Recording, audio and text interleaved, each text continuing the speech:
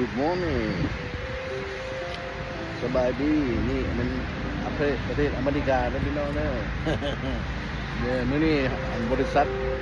ที่เฮ็ดการอยู่ในไทยนาอยู่นี่ผมเลี้ยงอาหารนี่อาหารสเปนิชนี่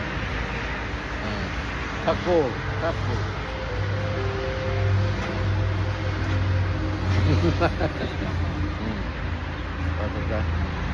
อันนี้บริษัทเล็กๆข้างหลังเป็นมองเป็นไทยนาเนี่ยมองไทยนาที่ว่าManita what do you want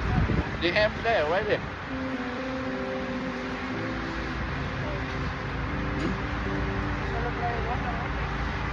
chicken yeah oh okay you put oh thank you look wow look good rightอันนี้เราซอยไปมูกันเหตุการณ์อะไร Thank you my friend I'll put in my box I'll go yeah Thank you Yep อาหารเขาเรียกนี่เลยบริษัทเรียกโอเค right